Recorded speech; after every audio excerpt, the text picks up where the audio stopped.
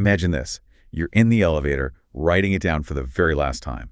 That little box is filled with this wave of just sheer intoxicating freedom. You hit your number, the papers are all signed, and decades, literally decades, of the 9-to-5 grind are, well, they're finally over. That's the dream. That is the entire promise of the FIRE movement, right?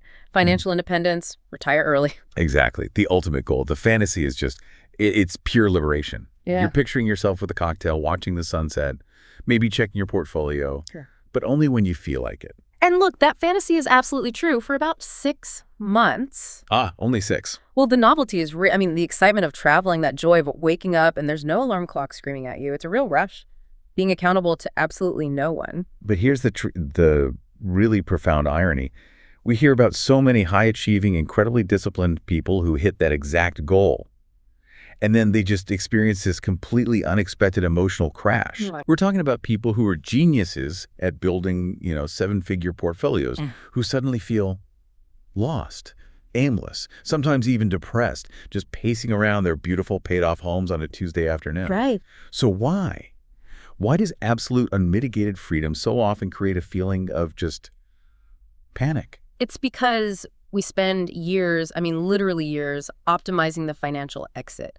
But we completely forget to plan the psychological entrance. The entrance into what? The new life? Exactly. The core conflict is that the job, and even a really toxic job, it provided this hidden safety net, a kind of scaffolding that held up your entire adult life. Scaffolding like structure? Structure, identity, social capital, you name it. So when you cut that cord, the financial balance sheet looks fantastic, but your internal psychological architecture, it just collapses. And that right there is the mission of today's podcast. We're going deep, way beneath the superficial gloss of the FIRE dream to really understand this post-FIRE void. It's so necessary. We need to prepare for these existential questions that just inevitably come up when the work structure vanishes. What's the psychological price we pay when we sever that connection so instantly? And more importantly, how do we build a new, enduring structure to replace it? Well, that anxiety, it's rooted in a really fundamental shift in our society. When people find out you've retired early, the single most common question you will get, and it's the one that highlights the entire problem. I think I know what it is. It's, but what will you do all day? Yeah.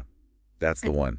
And that question, it reveals everything, doesn't it? It really does. It reflects our collective belief that if you aren't busy, advancing someone else's quarterly targets, you must be completely without purpose. Exactly. Historically, structure and meaning, they came from these big established institutions. Like religion or... Right. Religious practice, deeply rooted cultural traditions, really strong local communities.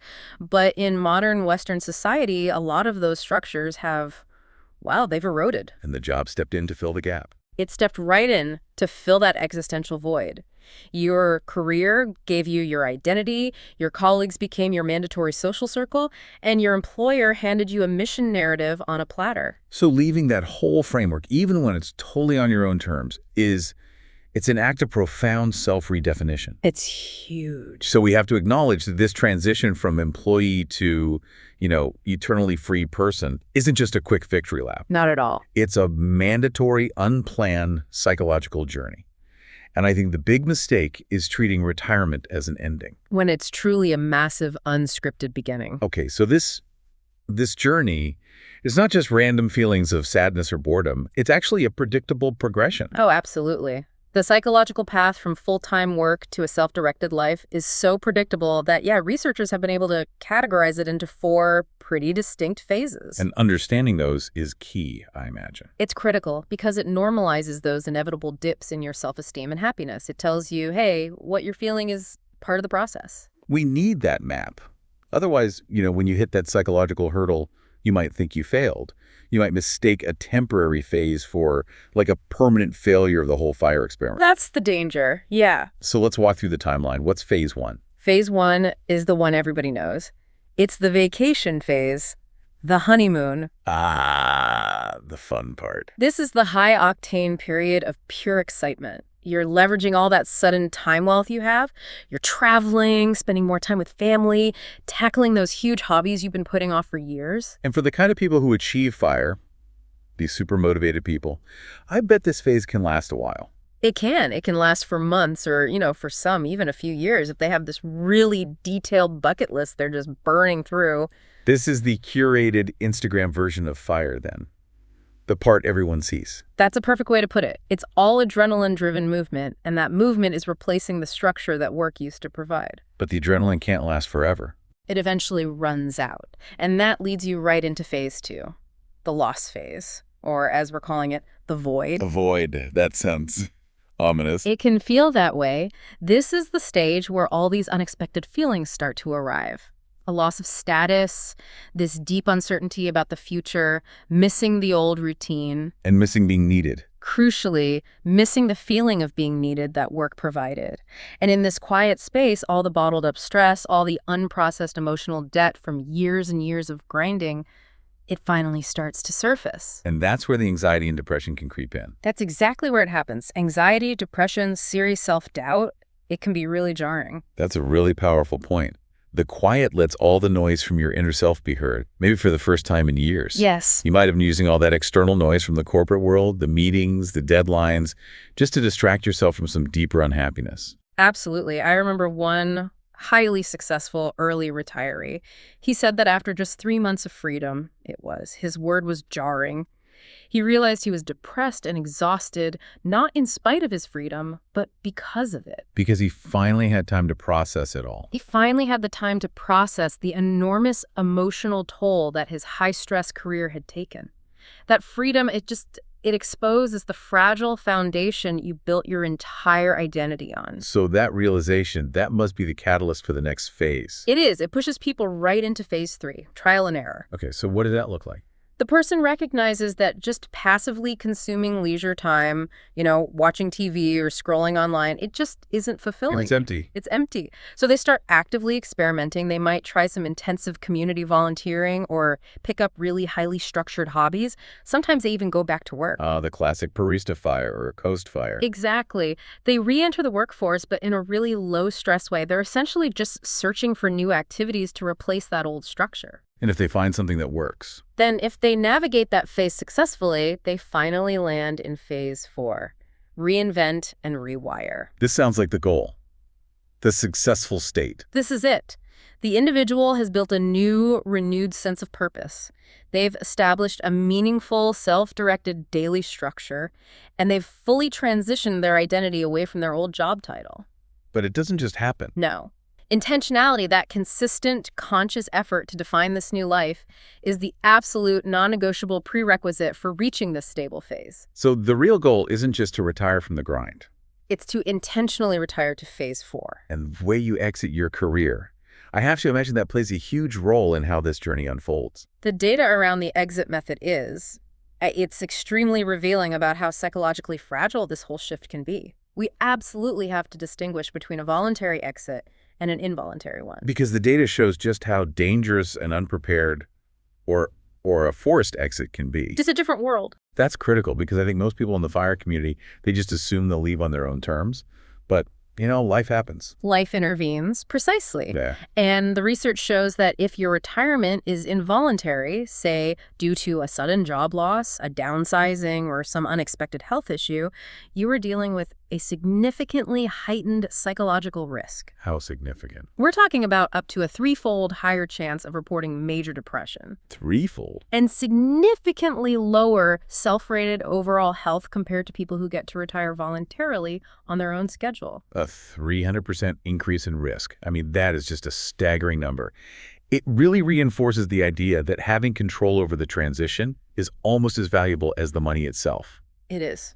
Why is that specific type of forced exit so much harder to manage psychologically? Well, it connects right back to this idea of control and anticipation. The involuntary exit is often characterized by this abrupt identity shock. You didn't get to prepare. You didn't choose the date.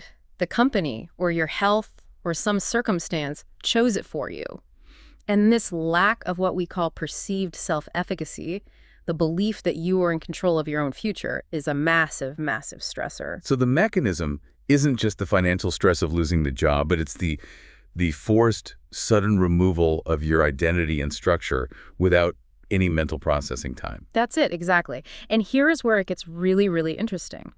Studies show that the psychological benefit we often attribute to retirement, it's actually strongest before the event itself. Wait, what? Say that again? Research shows that just anticipating your retirement in the next 2 years has a stronger, more positive effect on your mental health than the actual retirement event itself. The anticipation provides more mental benefit than the freedom. How is that possible? It suggests the whole process of planning, of preparing yourself psychologically, of creating that mental framework for your next chapter. It's incredibly protective. Because you feel in control. When you are planning, you feel control. You're actively designing your new life.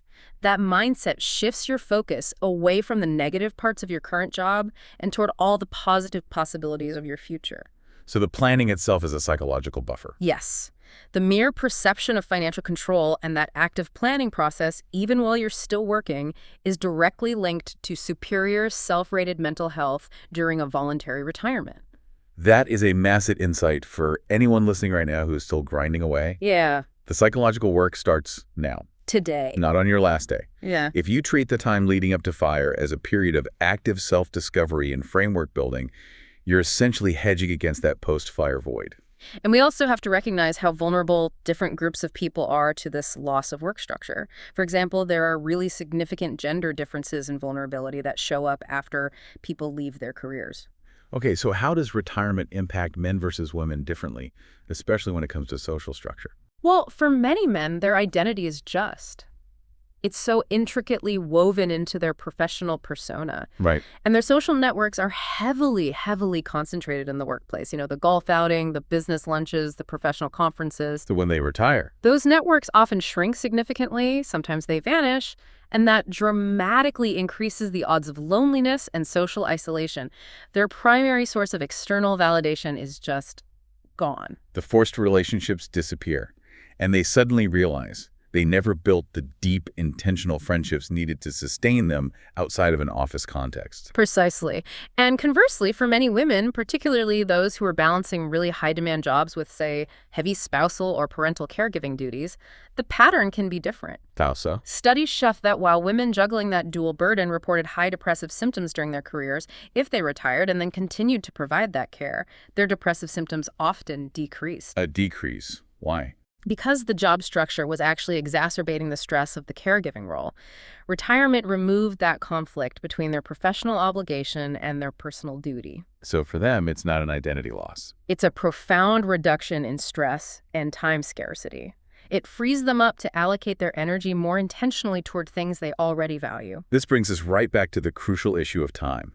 You just acquired, 2,000 extra hours a year? At least. How you choose to fill those hours is the true determinant of your post-FIRE happiness. Absolutely. The problem of unstructured time is a profound anxiety trigger, especially for high achievers. Because they're used to every minute being scheduled or monetized. Right. And when they're faced with just unlimited choices, the stress and anxiety of decision-making is literally too much for some. They actually start to crave the safety and the comfort of the structure that work used to impose on them. So they trade the external structure of a corporate calendar for the internal anxiety of infinite possibility. And the quality of the replacement activity matters immensely. The research is very clear that simply replacing your work time with passive activities, like more screen time, or even just generalized social activities, That doesn't work. it was actually associated with worse mental health outcomes. Worse. Why? You're just replacing one form of consumption with another. You're not engaging in restorative or intentional activity. So trading board meetings for just endlessly binging streaming shows or passively scrolling social media is actually detrimental to your mental health. It doesn't offer the restorative or the engaging properties you need to sustain your well-being. Oh. The activities that really move the needle were replacing work time with physical activity and dedicated rest and sleep. Oh. Those replacements were linked to significant improvements in mental health, including measurable reductions in depression and anxiety. Well, that makes perfect sense. I mean, physical activity boosts your mood. It fights that inertia of aimlessness. And dedicated, guilt-free rest allows your body and mind to genuinely heal from years of, cortisol spikes and stress. Consistency is key. Consistency in physical activity, whether it's serious training or just hiking, gardening, woodworking. It's non-negotiable for mental and physical health in retirement. The brain needs to stay challenged and the body needs to move. And if you're replacing the intellectual challenge of your job with just passive screen time, You risked mental atrophy. It's a real danger. that structural framework, the schedules, the forced interactions, the sense of mission, it's something we fight against for decades. We do. And yet, it's the invisible glue holding so many lives together. This brings us back to that concept you mentioned earlier, the hidden curriculum of work. The hidden curriculum is so powerful because it's unspoken. In a corporate setting, it refers to all the implicit values, the procedures, the norms. It's the unstated scaffolding that supports your daily existence and your psychological well-being. So we focus on the explicit stuff, like salary and title. We focus on salary, title, deliverables, the explicit curriculum. But the hidden one provides 3 critical, non-negotiable psychological benefits that just abruptly vanish the day you retire. Okay, let's break those 3 down. Starting with the loss of, time-based boundaries. Benefit 1 is structure, the daily anchor. Work imposes these mandatory routines on us. Wake times, commute schedules. Dress codes, lunch breaks, deadlines, all of it. These rhythms regulate our lives and even our internal biology. And losing that external anchor means that days can quickly just blur into a shapeless week. Which is a huge contributor to those feelings of aimlessness. A major contributor. This loss really impacts your executive function. I mean, highly complex minds thrive on scheduled challenges. Right. If you spend 25 years optimizing your schedule to hit a 9 a.m. meeting, suddenly waking up at 11 a.m. with absolutely nowhere to be, it feels liberating for a week. And then it feels paralyzing after a month. Exactly. So if meaningful self-imposed routines aren't established immediately, like, say, a fixed time for exercise or dedicated learning hours or even just daily journaling, the structure is lost completely and inertia just takes over. Okay, so that's structure. What's benefit number 2? Benefit 2 addresses the social cost of retirement, social connection, or the forced relationships. Forced relationships. That's an interesting way to put it. Well, the workplace is the single greatest creator of forced social interaction in adult life. It provides this constant, accessible network of colleagues and contacts. And we mistake that enforced proximity for deep friendship. We do. But upon retirement, that network often just dissolves, and quickly. The relationships were context-dependent. They existed because of the job, not necessarily because of shared values or deep personal investment. You suddenly realize the only thing that tied you to 80% of your contact list was the shared anxiety over next quarter's projections. That's it, exactly. And that loss, it hits particularly hard for men, as we discussed, who often relied on the workplace almost exclusively for their social fulfillment. So maintaining real deep friendships after fire requires a ton of intentionality. It's not about convenience anymore. Profound intentionality. And the third, and maybe the most challenging loss to replace, is purpose and identity. Ah, the big one. So what do you do? It's the core social identifier, isn't it? The job title gives you a measurable mission, a hierarchy, a sense of competence, and when that title is stripped away, your self-worth can destabilize almost instantly. That's the trigger for the identity crisis. It is a period of deep confusion about your sense of self, often exacerbated by a major career shift like this. And for high achievers, losing that title means losing the external scoreboard they use to measure their value every single day. Yes. They might still be rich, but they no longer feel important. And that feeling of importance is so often just a substitute for a genuine internal identity. If getting laid off causes you to have an existential crisis, it reveals that your career was a fragile external metric, not a source of true, resilient fulfillment. So the real work of FIRE is actively separating who you are from what you do. And that separation cannot wait until your last day of work. It has to start now. This raises a really critical question then about who actually benefits the most psychologically from leaving the system. We always celebrate the executive who retires from a successful career, but what about the person who's retiring from just pure misery? Well, what's fascinating here is the inverse relationship. Studies show that people who leave really poor psychosocial working conditions, jobs characterized by super high demands and very low controls, Toxic jobs. They often experience the greatest reduction in psychological distress upon retirement. For them, leaving that environment is a massive psychological recovery event. So FIRE is psychologically problematic, mainly for those who used a relatively positive or successful job as their only life scaffolding. Right. But for those who are just enduring misery, it's a necessary escape route. Exactly. It shows that your psychological vulnerability post-fire is context-dependent. If your work environment was actively destroying your mental health, retirement is a powerful therapeutic intervention. But if your work was your primary source of identity and self-worth? Then retirement is an identity amputation. The core lesson is that we have to build resilient internal structures long before the external ones are taken away. Okay, before we move on to the practical blueprint for actually building that structure, let's just take a quick moment here. If you're finding this exploration of the psychological costs and the preparation needed for fire useful, please consider joining the Project Fire community. We'd love to have you. Go ahead and hit that like button, subscribe to the channel, and definitely press that notification bell. Your support ensures we can continue providing this level of honest, in-depth content that moves past the superficial gloss and really dives into the complex reality of achieving true, sustainable independence. We really appreciate you being part of this project. Since fulfillment is no longer mandated by a job description, we have to become, well, intentional architects of our own well-being. Right. And one of the most powerful scientific blueprints for crafting a flourishing life after fire is psychologist Martin Seligman's PERMA model. PERMA. Okay, for our listeners who are highly analytical, this is going to sound great. It provides a measurable checklist to see if your free time is actually contributing to your life satisfaction. That's it, precisely. And the beauty of PERMA is that none of the 5 elements requires a paycheck or a boss. They are all self-managed sources of long-term well-being. Okay, let's break down the acronym and talk about how a newly retired high achiever can apply it, starting with P. P is for positive emotions. This is all about maximizing activities that create joy, awe, gratitude, contentment, serenity. So it's not just about pleasure seeking. No, it's not hedonism. It's about incorporating simple, repeatable pleasures into your routine. A walk in nature, dedicated time for play, healthy routines, mindfulness, or just simply savoring a quiet morning with a cup of coffee. The emphasis here is on non-consumptive joy then. We're not telling people to replace the stress of a quarterly report with the stress of coordinating a 5-star vacation every month. Exactly. It's about cultivating the capacity for joy and focusing on intrinsic reward, which is something that often gets totally neglected when your life is dominated by extrinsic, salary-based rewards. Okay, so P is positive emotions. E must be. E is for engagement. This is something the former executive often misses the most, that feeling of deep immersion in a really complex task. The flow state. The flow state.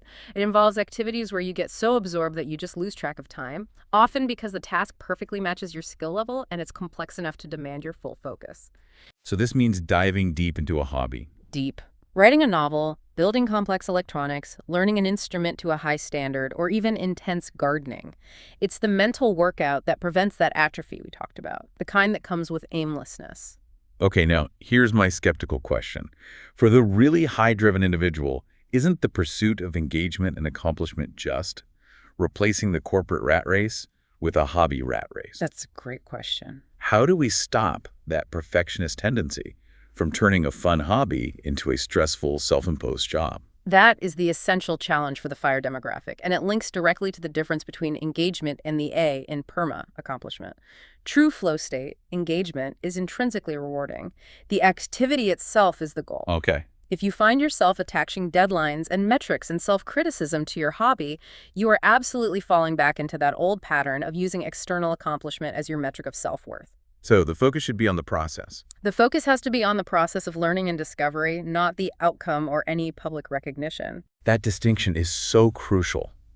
It's okay to strive for mastery, but that striving has to be driven by curiosity, not by a desperate need for a new badge of honor. And next up is our relationships. Okay. Work provides convenience relationships. Retirement requires intentional relationships. And that means actively nurturing strong connections with deep time and presence. It means organizing trips, committing to community involvement, and giving your deep attention to your family. The corporate grind demands all your time and your headspace, which makes true presence almost impossible. It does. Post-fire, you suddenly have those resources back, but you have to use them actively. If you're an empty vessel, you can't fill others. Building deeper relationships often requires vulnerability and time to things that are pretty much antithetical to the high-pressure corporate world. You have to intentionally invest in your network, focusing on quality connections that show up and discuss, real stuff. Health, fears, family, not just market trends. Exactly. Then we have M. M is for meaning. This is where most people struggle after they lose their corporate mission statement. Where does true meaning come from? Yeah, the big question. M is for meaning. This is about linking your actions to something aligned with your values and connected to something bigger than yourself.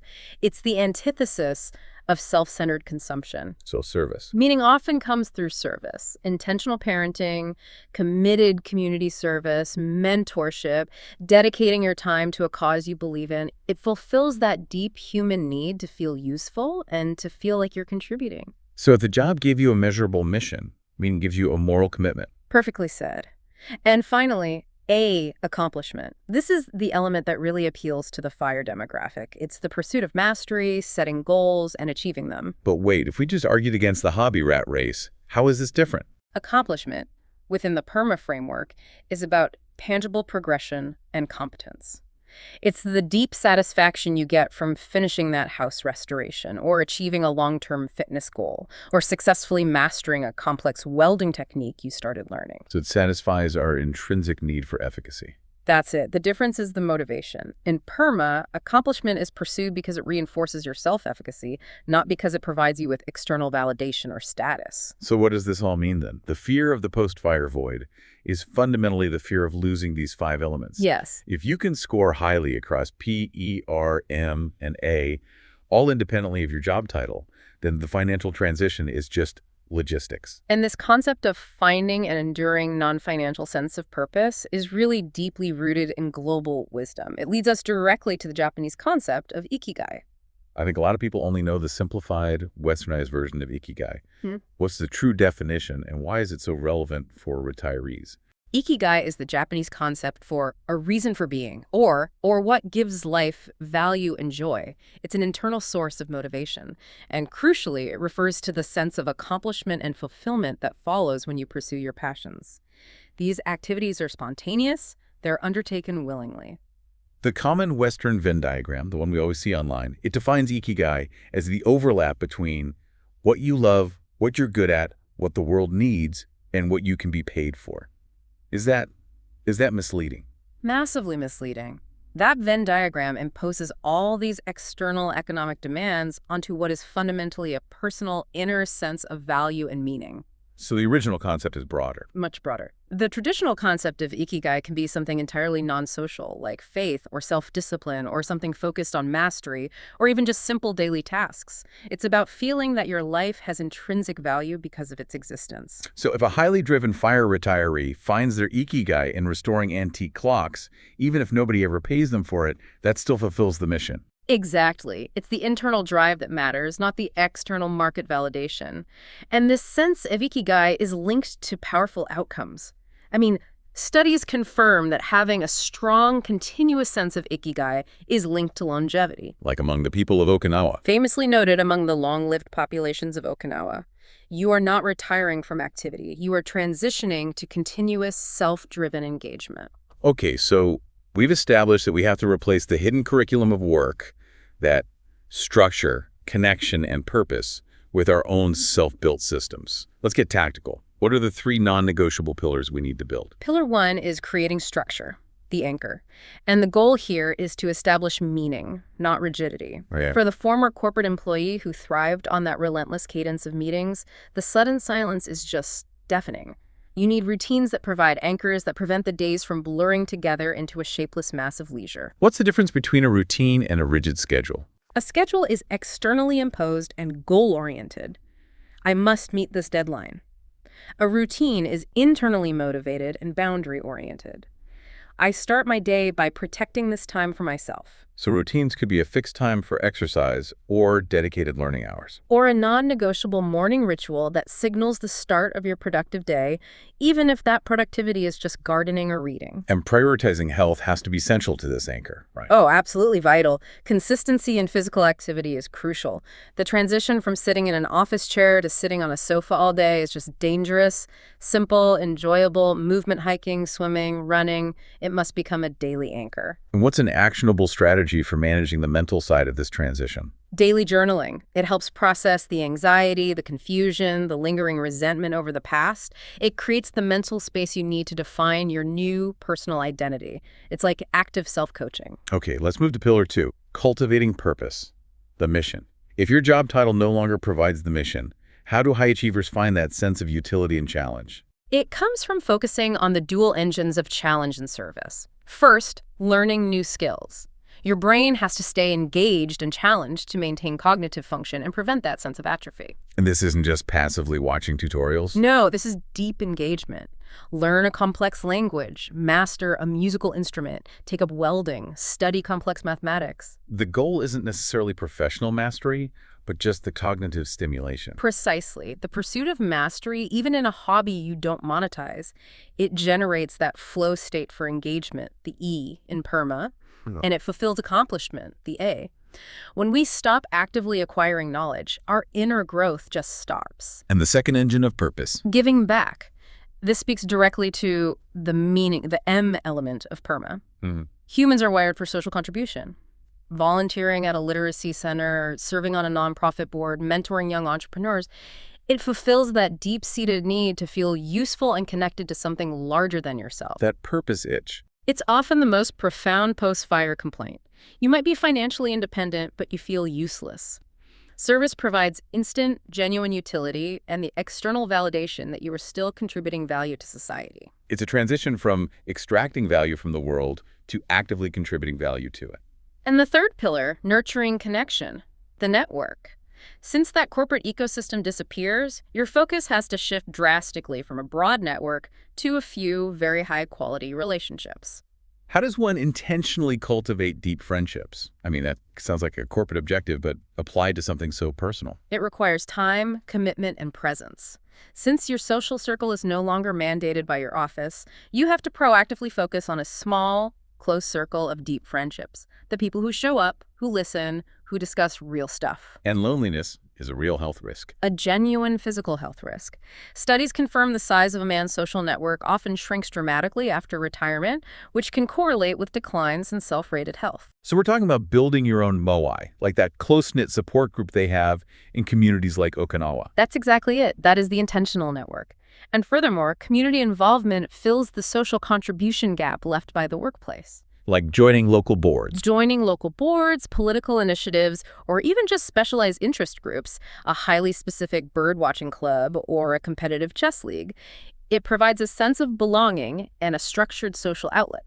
This replaces the water cooler talk with meaningful, shared interest. This roadmap structure, purpose, connection, it's essentially a life redesign manual. It forces us to decouple those external measures of success from our internal measures of worth. And we can look to wisdom literature to really cement this shift. Arthur C. Brooks provides a really strong framework for navigating the second half of life, and he emphasizes that lasting purpose and success as we age come from 3 key strategies. And what are they? Cultivating deep wisdom, moving from fluid intelligence to crystallized knowledge. Practicing detachment from empty rewards, letting go of the need for titles and fleeting monetary metrics, and dedicating oneself to connection and service to others. That transition from ambitious accumulator to wise contributor, that's the final essential move. It is. It's trading the fragility of external validation for the resilience of internal worth. And that internal sense of worth is the ultimate anchor. If you've actively rebuilt your scaffolding using the PERMA framework and committed to these 3 pillars, that inevitable loss phase of retirement becomes so much easier to navigate because your identity is no longer dependent on the market or your former employer. So this deep dive has revealed that achieving financial independence it's really only the halfway point. The post-fire reality is a structured journey through these defined psychological stages. And the biggest mistake is confusing financial freedom with psychological freedom. Financial freedom buys you choice, but it is absolutely not a substitute for the necessary ingredients of human life: structure, purpose, and social connection. The hidden curriculum that work provided, free of charge. To succeed psychologically in this new chapter, you have to become the intentional architect of your own fulfillment. Psychological independence is earned through actively building your own framework, using tools like the PERMA model, committing to daily, meaningful routines, and nurturing deep, intentional connections that transcend the transactional nature of the workplace. The core mission of this transition, then, is this profound, I think, challenging task of rediscovering who you are outside of the confines of a job title, identifying what truly makes life worth living, and embracing the challenge of filling time with spontaneous, purposeful engagement. Yeah. It demands presence and intentionality.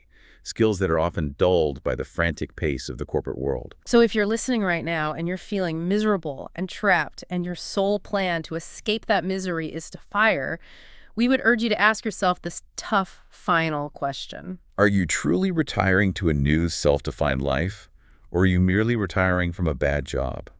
If your fantasy of retirement is defined only by the absence of work, what is your detailed, actionable plan for the first day? The novelty of that absence wears off and the silence sets in. What specific elements of work's hidden curriculum, your structure, your identity, and your social network are you committing to replacing starting today?